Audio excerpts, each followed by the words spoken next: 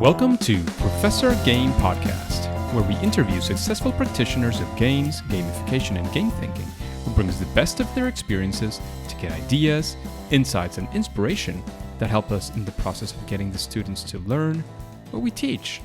And I'm Rob Alvarez. I teach and work at IE Business School in Madrid, where we create interactive and engaging learning materials. Want to know more? Go to professorgame.com/subscribe, start on our email list, and ask me anything. Engagers, welcome once again to Professor Game Podcast. And today we have a teacher once again. I'm getting very excited about having teachers in the podcast. Today we have Zack. But Zack, before we get started, are you prepared to engage? Absolutely. Thanks for having me. Let's do this because Zack Hartzman is a social studies teacher at a high school in the Bronx of New York City. He holds a master's degree in the teaching of social studies from Teachers College at Columbia University. He has taught many things that range from global history, United States history, economics, and government. He is also the founder of Hey Listen Games, which is a website where he creates curriculum and lesson plans for teachers to use video games in their classroom. And it's probably the reason why we're interested in having him and he's interested in talking to us today. So Zack, is there anything that we missed from that intro? No, you about summed it all up. Cool. Before we get started with our first question, I just wanted to know, where does this whole Hey Listen Games come from? What was your inspiration? Where did it come from? Yeah, so originally I was always trying to find ways to teach with video games. I've been playing video games basically my entire life, and people always say that teachers are at their best when we use things that we're passionate about or love in classrooms. So for a while, I was trying to find ways to bring video games into my own teaching because I figured because I'm so passionate about it, I would be able to create really fruitful lessons for my students.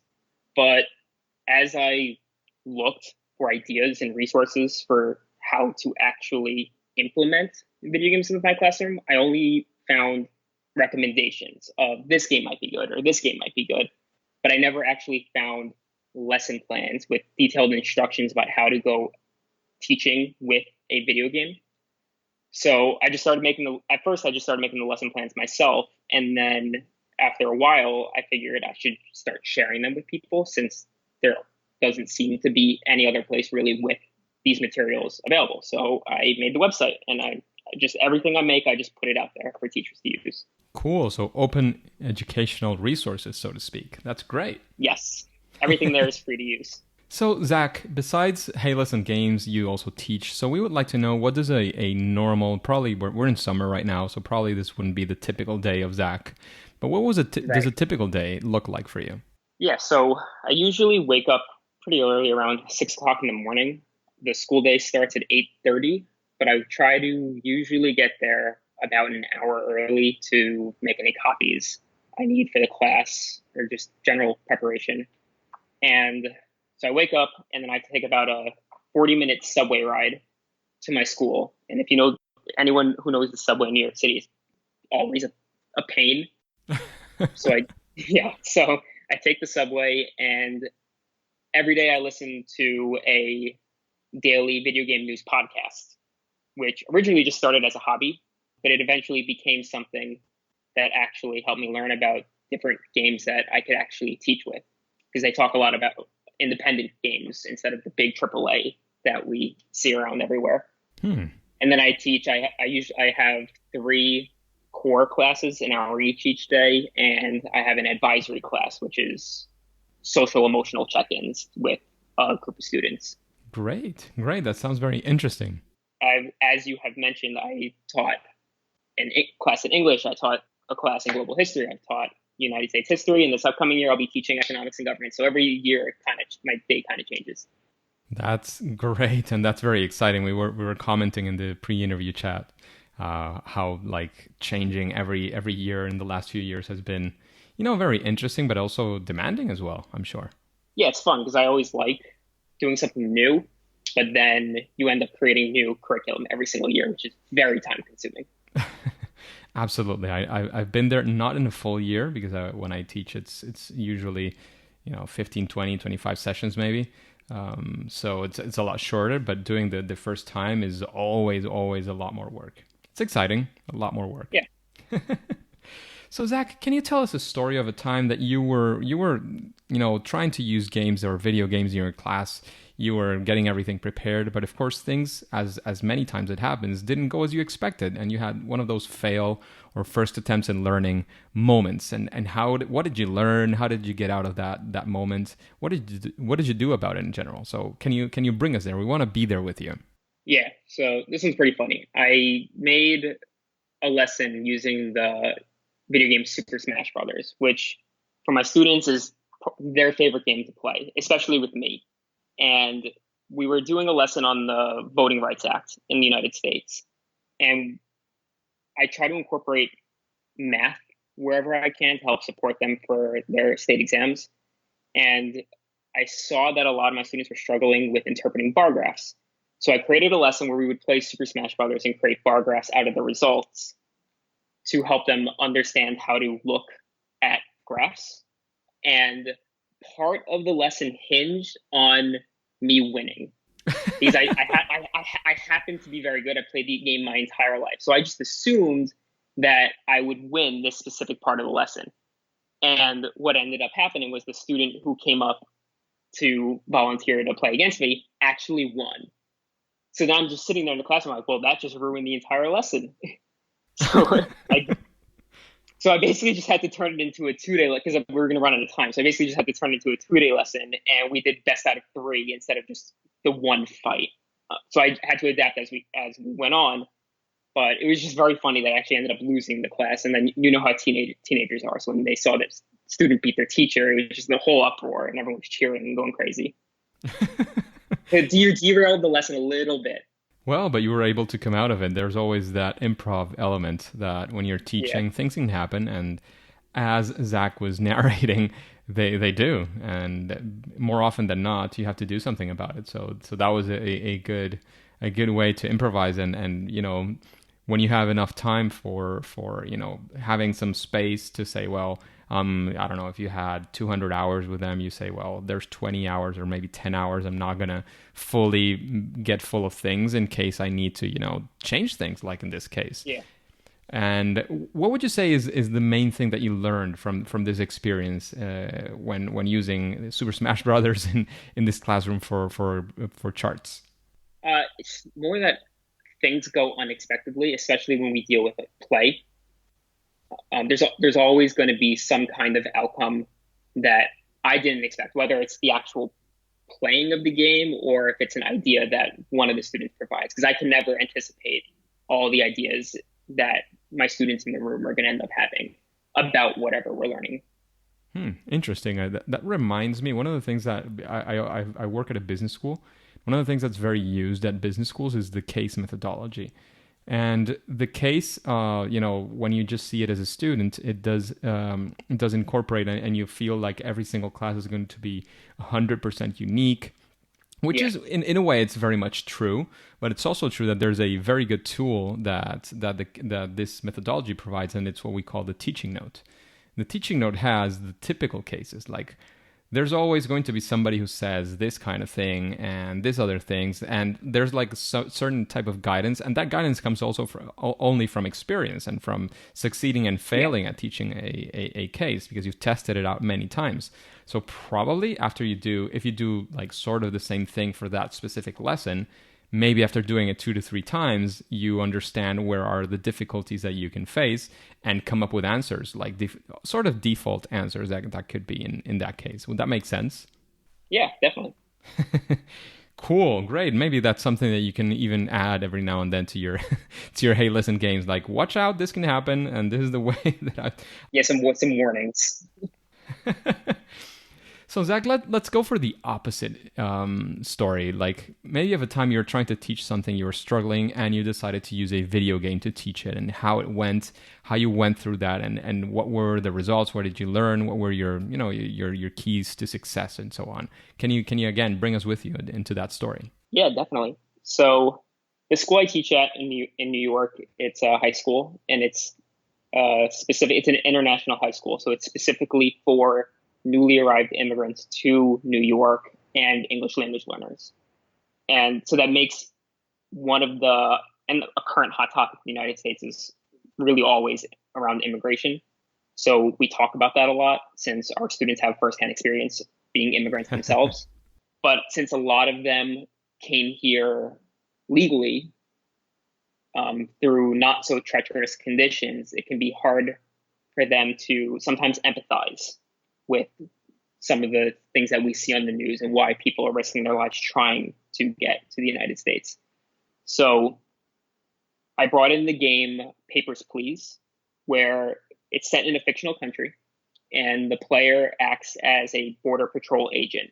And there's a migration and refugee crisis around the country, and you have many people trying to get into your nation. And you basically have to observe their paperwork and decide who actually gets to go into your country.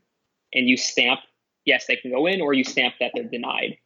So it actually put our students in the shoes of people making these decisions. And in the games, you deal with people who have children or people who are hungry, people who are running away from crime or from war.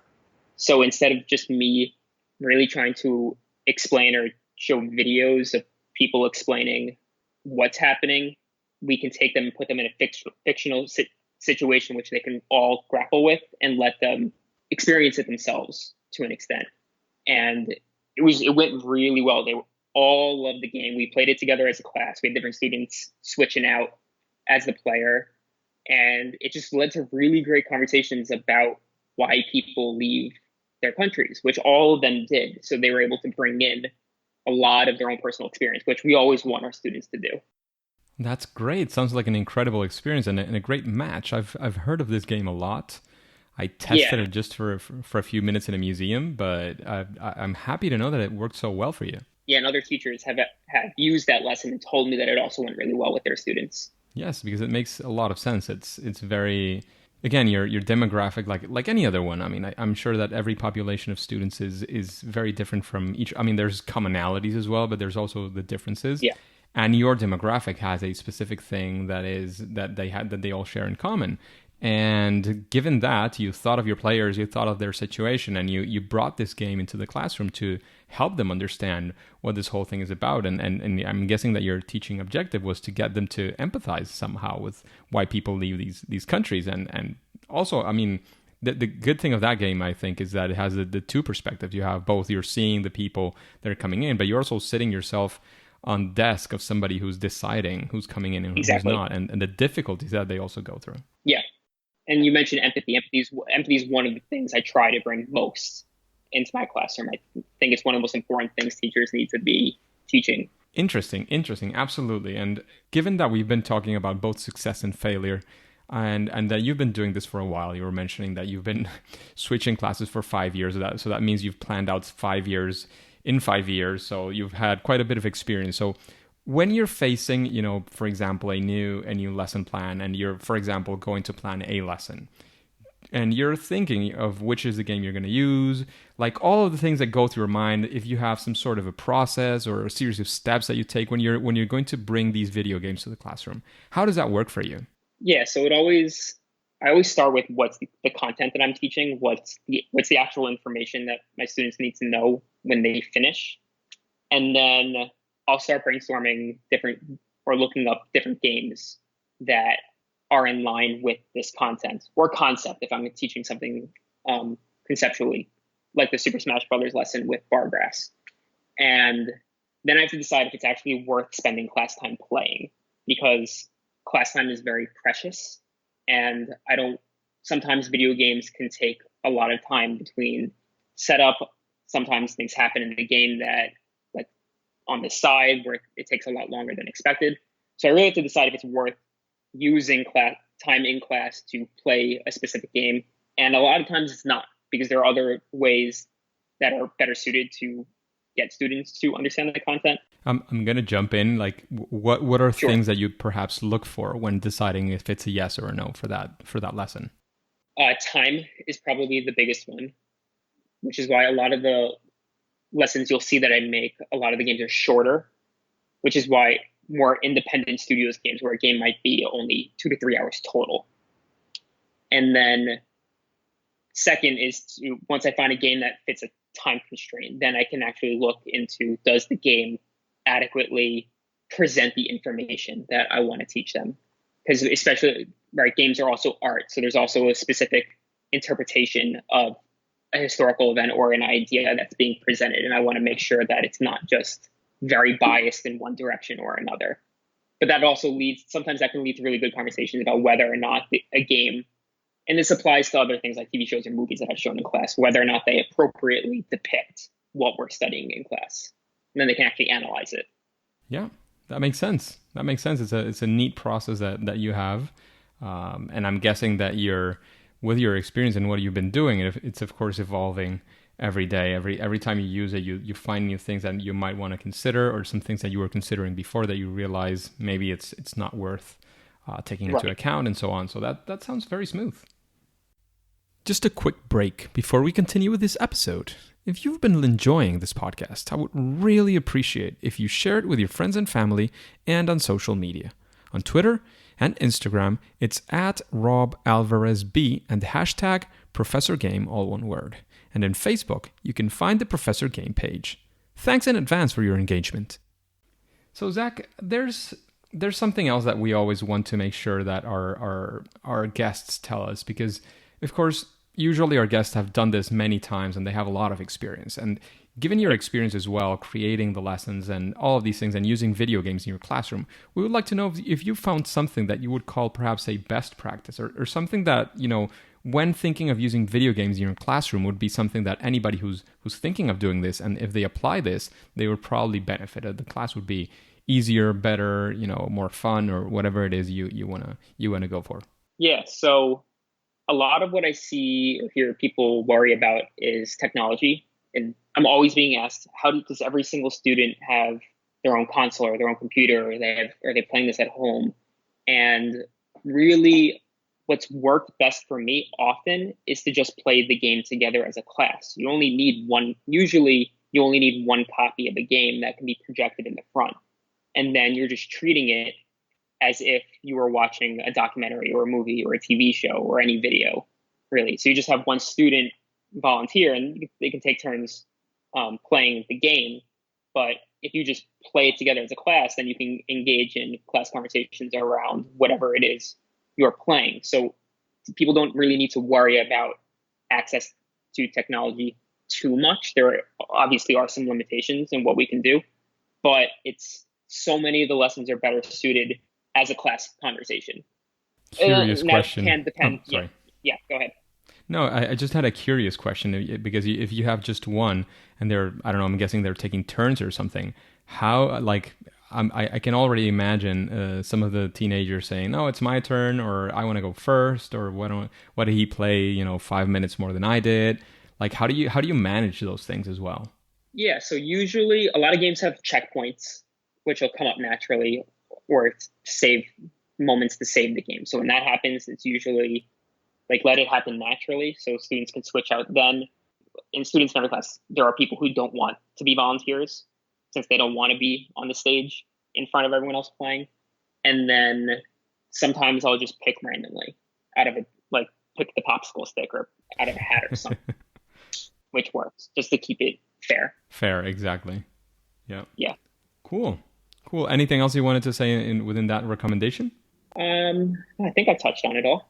Fantastic. So now we would like to know, and I'm guessing there might be a clue in what you've mentioned before. We would like to know, what is your favorite game?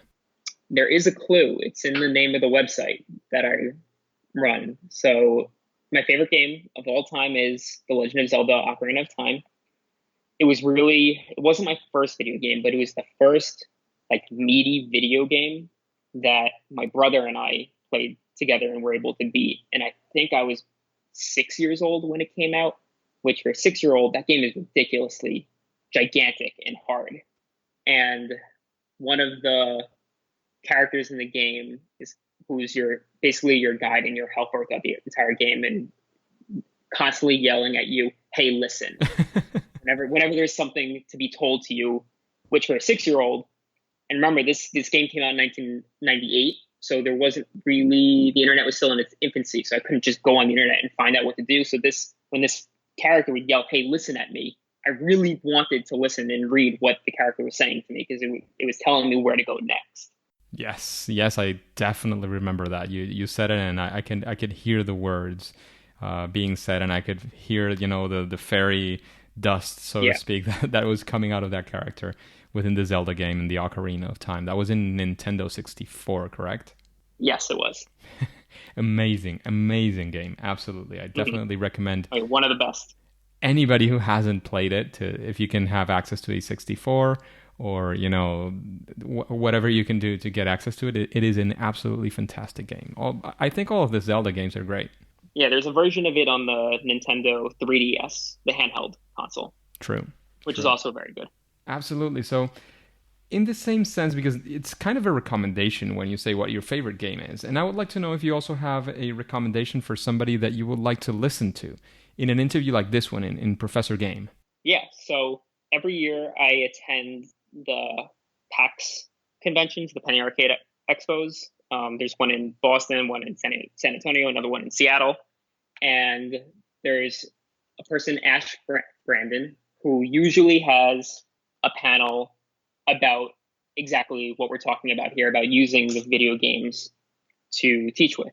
Ash is a middle school social studies teacher, and they constantly talk about how entertainment games can be used in our classrooms as actual educational resources instead of the typical like educational video games, which you see a lot of, which can be good, but a lot of them are kind of superficial, and students know that they're being tricked into learning. But Ash talks very well about how entertainment games can meet the standards set forth by the in the United States, the Department of Education. Interesting. So Ash, let's see how we can maybe get in touch. Ash's panel at PAX West very soon in Seattle is Cool. called Assessor's Creed instead of Assassin's Creed. Sounds very, very interesting, like a very interesting talk to go to as well. So, Yeah. once again, getting back to recommendations, if you had to recommend one book to our listeners, to the engagers, what book would you recommend, and of course, why? Yeah. So I don't read too many books. I read a lot of comics. But the next book I am going to be reading is The Psychology of Zelda. It's by Dr. Anthony Bean, and it's all about why the Legend of Zelda franchise has connected with millions of people looking into different psychological theories that Huh. show why it resonates so much with us. Hadn't heard of it. Sounds very, very, very exciting. It came out this year, I believe. Interesting. Interesting. I'll add it to my list, see when I can get to it as well. And then this isn't really a book. This is just so on my website, I have a blog section called Classroom. And usually when I create a new lesson, I'll put a post there explaining my rationale for why this video game can be taught. Or if I actually teach a game in my class, I'll go into how it went, putting up student samples. And this upcoming in September, I'm going to be teaching a new elective class it's an English language arts elective class with video games as the main text. I'm going to be using the video games Gone Home and What Remains of Edith Finch.